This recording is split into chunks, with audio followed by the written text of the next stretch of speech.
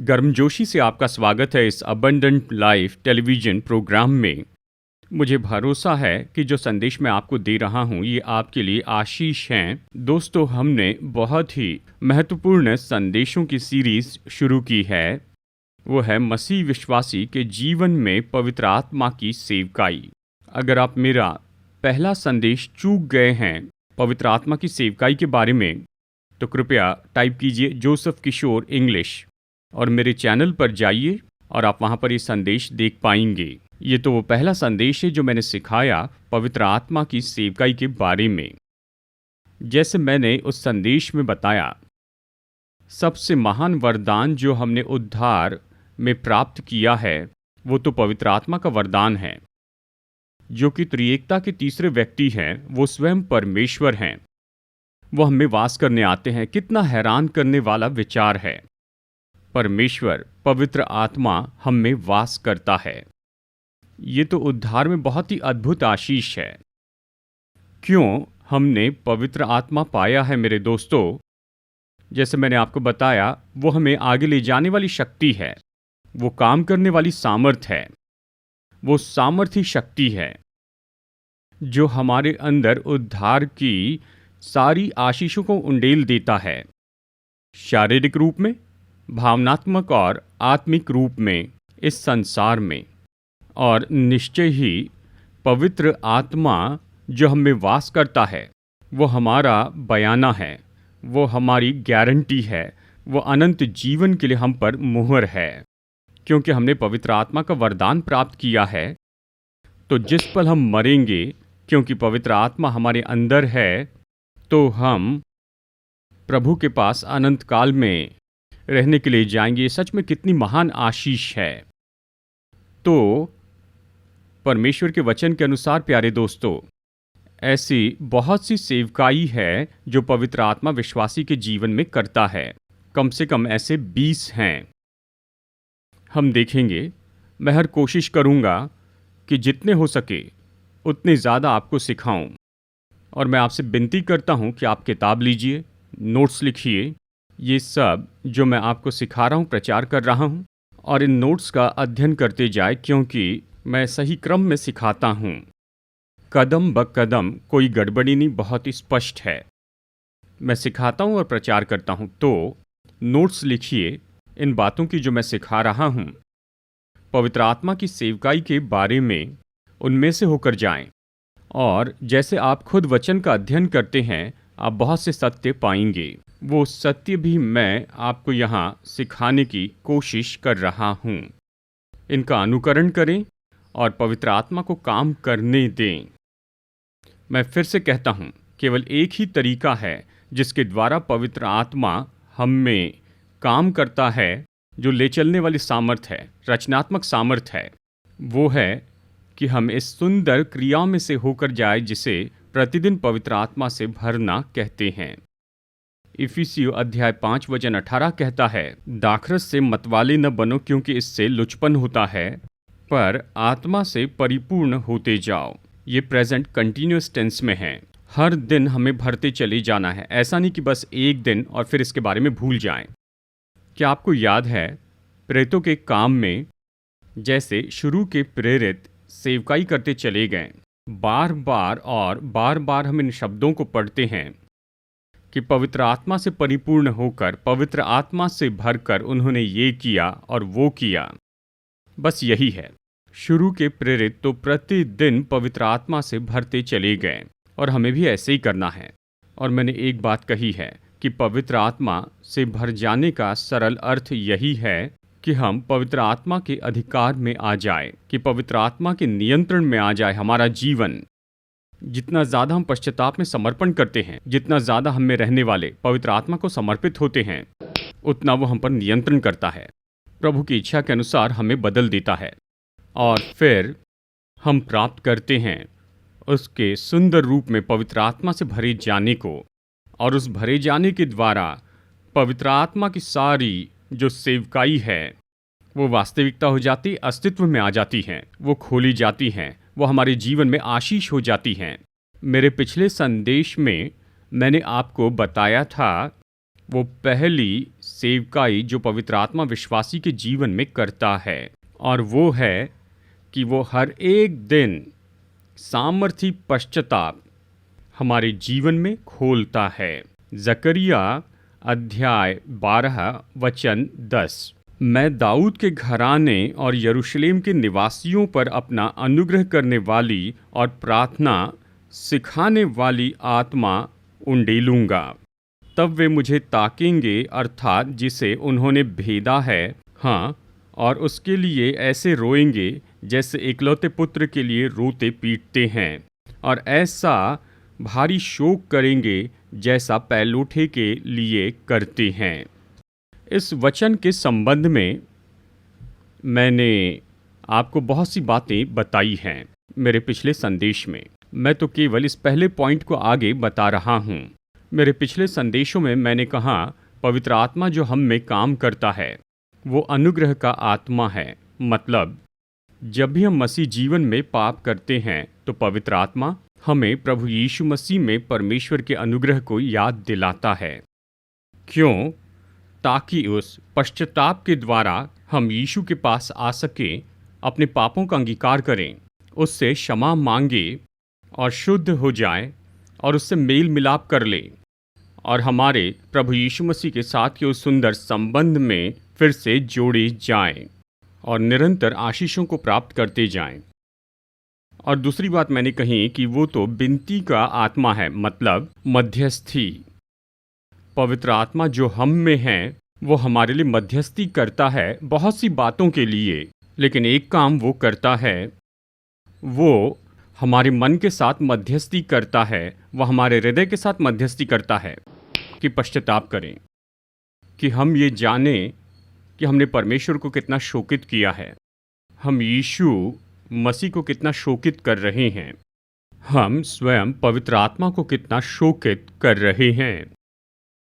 वो हमारे साथ विनती करेगा, वो हमारे साथ मध्यस्थी करेगा कि हम इस बात को जान ले कि हम कौन सी गलतियां कर रहे हैं, हम कौन से पाप कर रहे हैं और किस तरह से हम अपने दिल को कठोर कर रहे हैं। वो हमारे साथ मध्यस्थी करता है और उसी समय में वो स्वर्गीय पिता से विनती करता है। जब हम मन फिराते हुए उसके पास में आते हैं, वो स्वर्गीय पिता से विनती करता है और प्रभु यीशु मसीह से कि हमें क्षमा करें हमारे सारे पापों से और हमें सारे अधर्मों से शुद्ध कर दे। हाँ प्यारे दोस्तों, ये कितनी अद्भुत आशीष है। यदि पवित्र आत्मा हम में काम न करें तो जानते हैं, तो जब भी हम पाप करेंगे हम पश्चाताप नहीं करेंगे। हम तो पूरा मसीह जीवन बिताएंगे कठोर हृदय के साथ। और फिर क्या होगा? और जिस किसी पाप में से हम होकर जाते हैं तो एक दिन हमें निश्चय ही उस पाप के परिणामों को भुगतना होगा, दर्द के रूप में, समस्या और दुखों के रूप में। कितनी महान आशीष है। तो इस पहले पॉइंट में आगे देखते हुए कि पवित्र आत्मा हम में सुंदर पश्चाताप उत्पन्न करता है, तो फिर अगला कदम ये होगा कि किस क्षेत्र में हमें मन फिराना होगा। परमेश्वर के वचन के अनुसार मैं आपको 3 क्षेत्र देता हूँ। नंबर 1, हर समय जब हम पाप करते हैं हमें पश्चाताप करना होगा। हमें उस हर एक पाप के लिए जो हमने किया है पश्चाताप करना होगा। और ये दिया गया है दूसरा इतिहास अध्याय 6 वचन 26 और 27 में। जब वे तेरे विरुद्ध पाप करे और इस कारण आकाश इतना बंद हो जाए कि वर्षा ना हो, ऐसे समय यदि वे इस स्थान की ओर प्रार्थना करके तेरे नाम को माने और जो तू उन्हें दुख देता है इस कारण वे अपने पाप से फिरे, तो तू स्वर्ग में से सुनना और अपने दासों और अपनी प्रजा इस्राएल के पापों को क्षमा करना, तू जो उनको वो भला मार्ग दिखाता है जिस पर उन्हें चलना चाहिए। इसलिए अपने इस देश पर जिसे तूने अपनी प्रजा का भाग करके दिया है पानी बरसा देना। बहुत ही अद्भुत वचन है और ये तो राजा सुलेमान की प्रार्थना है। उसने प्रभु के लिए बहुत ही सुंदर भवन बनाया था और वो नहीं जानता था कि प्रभु इसे स्वीकार करेगा या नहीं। और फिर वो बहुत ही सुंदर ऐसी प्रार्थना करता है। सबसे पहले परमेश्वर से विनती करता है कि उस भवन को वो स्वीकार करें जो उसने परमेश्वर के लिए बनाया था। और फिर क्या हुआ? परमेश्वर ने उस भवन को स्वीकार किया तो तुरंत ही परमेश्वर की महिमा ने आकर उस भवन को पूरी तरह भर दिया। यहां तक कि याजक भी खड़े नहीं रह पाए, वो तो हर जगह पर गिर गए थे। हाँ, वो भवन परमेश्वर ने स्वीकार किया था। फिर सुलेमान आगे प्रार्थना करता है बहुत सी बातों के लिए, और एक विषय जिसके लिए उसने प्रार्थना की वो ये है, जब तेरी प्रजा तेरे विरुद्ध में पाप करें, प्रभु जब आप वर्षा बंद कर दें और जब आप उनके खेत की फसल को भी रोक दें, हे परमेश्वर, जब आपके लोग पश्चाताप करते हुए आपके पास में आए और आपसे क्षमा मांग लें, और जब आपके लोग, आपकी प्रजा आपसे कहें कि वो अपने पापों से फिर रहे हैं, तो कृपया उन्हें स्वीकार कीजिए, कृपया उन्हें क्षमा कीजिए, कृपया उन्हें शुद्ध कीजिए, उन्हें शुद्ध कीजिए और साथ ही उनकी भूमि पर वर्षा बरसाना ताकि वो सुंदर संपन्नता प्राप्त कर ले उनके जीवन के सभी क्षेत्रों में। दोस्तों, ये अद्भुत वचन तो हमारे प्रभु यीशु मसीह में निश्चय ही पूरा हो गया है। जब भी हम पाप करते हैं, हमें यीशु के पास आना होगा। हर समय जब भी हम प्रार्थना करते हैं, मैं आपको याद दिलाना चाहता हूं प्यारे दोस्तों, केवल आप जो प्रभु से चाहते हैं वही मांगते मत रहिए। शुरू में ठीक है, हर एक प्रार्थना में पहले कुछ पल, पहले कुछ मिनट वो तो अपने हृदय को जांचने वाले होने चाहिए कि किस तरह से हमने पाप किया है, कैसे परमेश्वर के विरुद्ध पाप किया है या अपने परिवार के विरुद्ध में पाप किया है। पति या पत्नी, बच्चे, माता पिता, नाती पोती, दादा दादी और ससुराल वाले सब, अगर हमने संगी विश्वासी के विरुद्ध पाप किया, किसी के भी विरुद्ध में जो संसार में रहता है, हर एक प्रार्थना में सबसे पहले अपने आप को जांच लीजिए, अपने हृदय में देखिए, और तब हम ये जानेंगे कि किस तरह से हमने पाप किया है। तब पवित्र आत्मा हमारे अंदर बहुत ही सुंदर पश्चाताप उत्पन्न करेगा, और जब वो उस पश्चाताप को उत्पन्न करता है तो दोस्तों, पापों का अंगीकार करें, अपने पूरे हृदय से शोक करते हुए, रोते और आंसू बहाते, जैसे हम अपने पैलोठे के लिए रोते हैं, और प्रभु यीशु मसीह से आप क्षमा मांग लें और वो क्षमा करेंगे। क्योंकि परमेश्वर का वचन कहता है, यदि हम अपने पापों का अंगीकार करें तो वो विश्वास योग्य और धर्मी है कि वो हमारे सारे पापों को क्षमा कर दे और हमारे सारे अधर्मों से हमें शुद्ध कर दे। क्योंकि परमेश्वर का वचन कहता है, जिस पल हम यीशु के पास पश्चाताप करते हुए आते हैं, और वो तो सच्चा पश्चाताप है, और सच में अपने पापों से फिर जाते हैं, हमारे प्रभु यीशु मसीह तो धर्मी हैं और न्यायी हैं कि हमारे पापों को क्षमा कर दे और सारे अधर्मों से वो हमें शुद्ध कर दे। तो सबसे पहला क्षेत्र है हमारा व्यक्तिगत पाप। अब दूसरा ऐसा क्षेत्र है जिसके बारे में हमें प्रतिदिन पश्चाताप करना है, और वो ये है, अगर हमारे जीवन में हमने किसी को बुद्ध बनाकर रखा है तो मन फिरा ले। और ये जो सच्चाई है ये तो हमें दी गई है यहजकेल अध्याय 14 वचन 6 में। इसलिए इस्राएल के घराने से कहे, प्रभु यहोवा यूं कहता है, फिरो और अपनी मूर्तों को पीठ के पीछे करो और अपने सब घृणित कामों से मुंह मोड़ लो। इस तरह ये वचन कहता है। अब ये तो इस्राएली लोगों के बारे में है। ये बात मुझे हैरान कर देती है कि वो तो झूठे ईश्वरों की उपासना करते थे। जो बात मुझे हैरान कर देती है वो तो ये है दोस्तों कि यहोवा परमेश्वर के इतने करीब कोई भी नहीं चला जैसे इस्राएली लोग चलते थे। जंगल में 40 साल तक, पूरे प्रतिज्ञा के देश में, न्यायियों के समय में, भविष्यवक्ताओं के समय, राजाओं के समय, और उन्होंने अनुभव किया परमेश्वर के प्रेम, परमेश्वर के मार्गदर्शन, सामर्थ और परमेश्वर की सुरक्षा का। लेकिन फिर भी वो झूठे ईश्वरों की उपासना में चले गए। वो अपने परमेश्वर को भूल गए। जानते हैं क्यों? परमेश्वर इस्राएली लोगों से कहते हैं कि तुमने तो व्यभिचार किया है।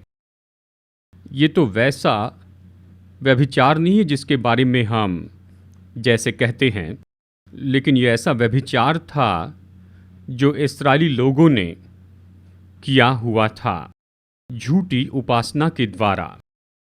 वो भूल गए थे अपने परमेश्वर को जिसके प्रति उन्हें समर्पित होना था, ऐसा परमेश्वर जिसके पीछे उन्हें चलना था, ऐसा परमेश्वर जिसकी उन्हें सेवा करनी थी। और उन्होंने सद्भुत परमेश्वर को छोड़ दिया जो उन्हें बंधन में से बाहर लेकर आए, जंगल में उनकी अगुवाई की और इस सुंदर प्रतिज्ञा के देश में लेकर आए जहां ये भूमि तो ऐसी थी जहां पर दूध और मधु की धाराएं बहती थी। फिर भी झूठी उपासना में गए। परमेश्वर का हृदय टूट चुका था और परमेश्वर इस्राएलियों से कह रहे थे कि सुनो, मेरे पास लौट आओ, अपनी झूठी उपासना छोड़ दो कि मैं तुम्हें आशीष दे सकूं। प्यारे दोस्तों, यही तो सुसमाचार है। हमारे मसीह जीवन में कोई भी ऐसी झूठी उपासना में नहीं जुड़ता है जो इस संसार में चल रही है। लेकिन इस समय इस संबंध में मैं यहाँ बताना चाहता हूँ, हम सबके हृदय में ऐसी कुछ वस्तुएं हैं जो परमेश्वर को पसंद नहीं हैं। ये वस्तुएं तो आती हैं एक रुकावट के रूप में। ये तो रुकावट होती हैं हम में और प्रभु यीशु मसीह में। आइए इस पर बात करते हैं। देखिए, मसीह जीवन में ऐसी बहुत सी वस्तुएं हैं, या कहिए नौकरी है, या उनका व्यापार कहिए, या कहिए उनका परिवार अच्छा कारण है, लेकिन नकारात्मक दृष्टिकोण से इसे पाप कह सकते हैं, इसे कुछ युक्ति कह सकते हैं, या बुरी आदत कह सकते हैं। हमारे हृदय में ये वस्तु क्या है? हमारे हृदय की ये वस्तु, ये तो ऐसी चीज है जो कि हमारे ध्यान को आकर्षित करती है हर एक दिन के हर एक पल में। और यही वो वस्तु है, जिस पल हम उठते हैं वो वस्तु हम पर हावी होती है, और हमारा मन और हमारी शक्ति और हमारी सोच, हमारा ध्यान, ये तो उस वस्तु के लिए समर्पण होता है, और ये बड़ी रुकावट होती है। और इसलिए हम अपने प्रभु यीशु मसीह को पूरा समर्पण नहीं दे पाते हैं। मतलब वो अच्छी वस्तु हो सकती है, जैसे कि परिवार, आपको बच्चों की और सबकी देखभाल करनी है, लेकिन उसे वो वस्तु न बनाए कि आपको यीशु के पीछे जैसे चलना चाहिए वैसे आप चल नहीं पाएंगे। स्वयं यीशु ने कहा है, हर कोई जो प्रेम करता है पिता, माँ, भाई या बहन से मुझसे भी बढ़कर, तो वो मेरे योग्य नहीं है। हमें यीशु की इन शिक्षाओं को बहुत ही गंभीरता से लेना है प्यारे दोस्तों। तो पवित्र आत्मा हम में से हर एक को याद दिलाता है, ये वो एक वस्तु क्या है या दो वस्तुएं जो हमें आत्मिक रीति से बढ़ने नहीं दे रही हैं, जो हमें विश्वास में बढ़ने नहीं दे रही हैं, और हमें यीशु मसीह के लिए ज़्यादा और ज़्यादा समर्पण करने नहीं दे रही है। वो वस्तु क्या है जो हमें यीशु की सेवा नहीं करने दे रही है? हमारे हृदय में वो वस्तु क्या है जो हमें अनुमति नहीं देती है कि यीशु को हम नहीं दे सकते अपना समय, अपनी योग्यता और अपना धन, अपनी भेंटों को? हम में से हर एक के मन में निश्चय ही ऐसी वस्तु है जो कि हमेशा रुकावट डालती है हम में और प्रभु यीशु मसीह में। जानते हैं, पवित्र आत्मा हमें इसके बारे में याद दिलाता है और फिर वो केवल हमारे हृदय की इन वस्तुओं के बारे में ही याद नहीं दिलाता, लेकिन साथ ही पवित्र आत्मा हमारे मन में बड़ा पश्चाताप लेकर आता है कि हम जाने कि वो वस्तु क्या है।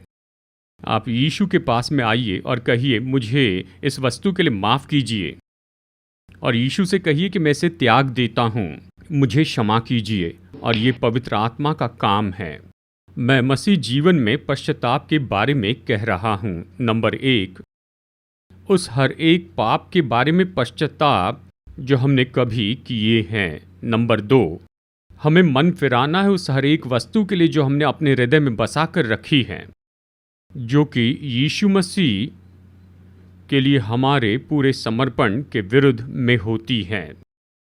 तो चलिए मेरे प्यारे दोस्तों, इस वस्तु के बारे में मैं आपको एक और बात बताता हूं, और ये तो अक्सर होता है। कहिए कि एक मसीह विवाह में कई बार पति के मन में कोई वस्तु होती है जो कि एक रुकावट होती है कि वो अपनी पत्नी से प्रेम रख सके, कि वो अपने पत्नी के प्रति समर्पित रहे, यहाँ तक कि वो अपनी पत्नी के लिए अपनी जिम्मेदारियों को और कर्तव्यों को पूरा नहीं कर सकता है। हम ये जानते हैं, शायद ये कोई गलत आदत हो, या फिर शराब पीना हो, या फिर ये व्यभिचार हो सकता है, ये कुछ भी हो सकता है जो मसीह विवाह बर्बाद कर देता है, क्योंकि उनके जीवन में ये गलत आदत है। केवल पति में ही नहीं, लेकिन पत्नियों में भी ये वस्तुएं हो सकती हैं, और इन्हीं वस्तुओं के कारण ही वो अपने पति से जितना प्रेम करना चाहिए उतना नहीं कर पाती हैं। वो अपने पति के प्रति अपना जो कर्तव्य है उसे पूरा नहीं कर पाती है। तो देखिए, ये ऐसे हृदय की वस्तुएं हैं जो देखी नहीं जाती हैं, नाश करती है, विनाश लाती है, पूरी तरह से विनाश करती है मेरे दोस्तों।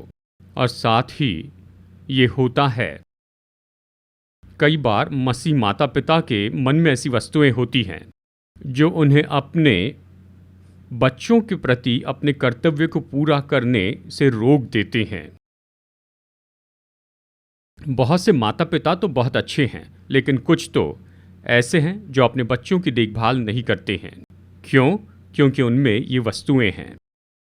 और हम बच्चों के बारे में बात कर सकते हैं। बहुत से बच्चे अपने माता पिता की देखभाल नहीं करते हैं। क्यों? क्योंकि उनके मन में ऐसी कुछ वस्तुएं हैं। अचानक ही वो ऐसे विवाह कर लेते हैं और फिर वो अपनी ही दिलचस्पी बरकरार रखते, अपनी ही वस्तुएं रखते हैं, और वो सच में उन माता पिता को अनदेखा करते हैं जो अब बूढ़े हो गए हैं। वो उनकी देखभाल नहीं करते हैं, उनसे बात नहीं करते हैं, उन्हें फ़ोन नहीं करते हैं, उन्हें पैसे नहीं देते हैं, उनकी ज़रूरत पूरी नहीं करते हैं। ये सच में कितनी शर्मिंदगी की बात है मसीह जीवन में। माता पिता ने हमें जन्म दिया है, उन्होंने हमारी परवरिश की है, उन्होंने हमें पढ़ाया है, हमारी शादी करवाई है, हमें परिवार के रूप में उन्होंने स्थापित किया है। और जब हम परिवार के रूप में स्थापित हो जाते हैं तो बूढ़े माता पिता को अनदेखा करना, यह ऐसा पाप है जिसे क्षमा नहीं कर सकते मेरे दोस्तों, मैं आपको बता रहा हूँ। तो अगर ऐसा कोई है जो अपने माता पिता को अनदेखा कर रहा है, यानी अपने बूढ़े माता या पिता को या इन दोनों को, कृपया उनकी देखभाल कीजिए और पवित्र आत्मा इस सुंदर पश्चाताप को उत्पन्न करेगा। हमेशा आपको अपने माता पिता के बारे में याद दिलाएगा। यह आपके दिल में दर्द उत्पन्न करेगा, मन को प्रोत्साहित करेगा, आपको ये कायल करके ले जाएगा। और जब पवित्र आत्मा ऐसा करता है तो हाँ कहिए और आप उन कर्तव्यों को पूरा कीजिए जो आपके हैं। देखिए, ऐसे कर्तव्य हैं जो हमें पूरे करने हैं एक दूसरे के लिए, मसीह परिवार में, मसीह चर्च में, संगी विश्वासियों के लिए, ऐसे बहुतों के लिए पवित्र आत्मा ऐसे करता है। फिर तीसरी बात, हमें एक और बात के लिए पश्चाताप करना है, और वो है जो भलाई हमें करनी चाहिए वो हम नहीं करते, इसके लिए मन फिराना है। याकूब 4:17। इसलिए जो कोई भलाई करना जानता है और नहीं करता, उसके लिए ये पाप है। ये तो बहुत ही अद्भुत वचन है। सामान्य रूप में हम सोचते हैं कि गलत काम करना पाप है, लेकिन परमेश्वर का वचन कहता है सही काम नहीं करना भी तो पाप है। वाह! बाइबल में ऐसी बहुत सी आज्ञाएं हैं जो हमें कुछ करने के लिए कहती हैं कि हम भलाई करें, यीशु के लिए, कलीसिया के लिए, सेवकाई के लिए, परिवार के सदस्यों के लिए, हमारे रिश्तेदारों के लिए, संगी विश्वासियों के लिए। बहुत सी आज्ञाएं हैं और हर समय जब पवित्र आत्मा हमें प्रोत्साहित करता है उस भलाई के बारे में जो हम नहीं कर रहे हैं, तो दोस्तों वहां पर आपको पश्चाताप करना ही होगा। हमें पवित्र आत्मा के प्रति समर्पण करके कहना है, हाँ मुझे माफ़ कीजिए, मुझे जो भलाई करनी चाहिए वो मैं नहीं कर रहा हूँ, मेरे परिवार के लिए, मेरी पत्नी के लिए, मेरे पति के लिए या यीशु के लिए। जब प्रभु के दासों की बात आती है तो शायद मुझे जो अपने विश्वासियों के साथ भलाई करनी चाहिए वो नहीं कर रहा हूँ, पश्चाताप कीजिए। और इस तरह का पश्चाताप तो पवित्र आत्मा के द्वारा खोला जाता है। और जब वो इस तरह के पश्चाताप को खोल देता है तो प्यारे दोस्तों, समर्पण करें, अधीन हो जाए, स्वीकार करें, यीशु के पास आए। जब भी आप पाप करते हैं तो उससे आप क्षमा मांग लें। जब भी आपके मन में ऐसी कोई वस्तु होती है तो यीशु के पास आए। यीशु के पास आए हर समय, जब जो भलाई हम कर सकते थे हमने नहीं की। और यीशु के पास में आइए, सच्चे हृदय से पश्चाताप कीजिए, रोते हुए, आंसू बहाते हुए आए, अंगीकार करें और आप परमेश्वर से क्षमा मांग लें। और हमारे प्रभु यीशु मसीह तो विश्वास योग्य और धर्मी हैं कि हमारे सारे पापों को क्षमा कर दे और हमें सारे अधर्मों से शुद्ध कर दे। प्यारे दोस्तों, जिस पल ये हो जाता है तो बड़ी आज़ादी आती है। तो विश्वास कीजिए और परमेश्वर की आशीषें आपके जीवन में बहती चली जाएंगी। आपके विवाह में, आपके परिवार में, आपके बच्चों में, आपके चर्च में, आपकी सेवकाई में और मसीही चर्च के विश्वासियों के जीवन में। आइए प्रार्थना करते हैं। अनुग्रहकारी परमेश्वर, दयालु पिता, हम धन्यवाद देते हैं कि आप हमें सिखा रहे हैं पवित्र आत्मा की अलग अलग सेवकाई के बारे में। पवित्र आत्मा, इस वक्त आपने जो वचन हमें दिया है हमारे जीवन में आप उसे 100 गुना बढ़ाइए। हमारे उद्धारकर्ता प्रभु यीशु मसीह के नाम में प्रार्थना करते हैं, आमीन। दोस्तों, मुझे भरोसा है कि जो संदेश मैंने आपको दिया है यह आपके लिए आशीष है। कृपया निश्चय ही मेरा ईमेल एड्रेस नोट कीजिए जो कि स्क्रीन पर आ रहा है। मुझे अपना फीडबैक दीजिए, यहाँ तक कि अपने सुझाव दीजिए और अपने प्रार्थना निवेदन भेजिए। हम बड़ी खुशी से आपके लिए प्रार्थना करेंगे। और साथ ही प्यारे दोस्तों, अभी इस पल मैं यीशु मसीह का सुसमाचार प्रचार कर रहा हूँ और परमेश्वर का वचन सिखा रहा हूँ 5 अलग अलग भाषाओं में, इंग्लिश, हिंदी, तेलुगु, मलयालम और तमिल में। इसमें बहुत ज़्यादा खर्चा जुड़ा है। लाखों लाखों लोग इसके कारण सुन रहे हैं यीशु मसीह के उद्धार का संदेश, और लाखों विश्वासी भी परमेश्वर का सुंदर वचन सुन पा रहे हैं अपनी आत्मिक उन्नति के लिए। कृपया मेरे लिए प्रार्थना कीजिए। साथ ही मदद के लिए मैं विनती करता हूँ आपके डोनेशन और आपके योगदान। कृपया स्क्रीन पर आने वाली इस जानकारी को आप नोट कीजिए, इस सारी जानकारी को लिख लीजिए। कृपया अपने डोनेशन और योगदान हमें भेजिए। अगर आप में से कोई भी एक प्रोग्राम को स्पॉन्सर करना चाहता है तो हमारा नंबर स्क्रीन पर दिया गया है। आप इस नंबर पर फ़ोन कर सकते हैं और मेरा ऑफिस आपको बताएगा कि कैसे आप एक प्रोग्राम के स्पॉन्सर हो सकते हैं। जब आप ऐसा करेंगे कि परमेश्वर का वचन लाखों लोगों के द्वारा सुना जाए और जब वो आशीष प्राप्त करते हैं तो यीशु आपको भी आशीष देंगे।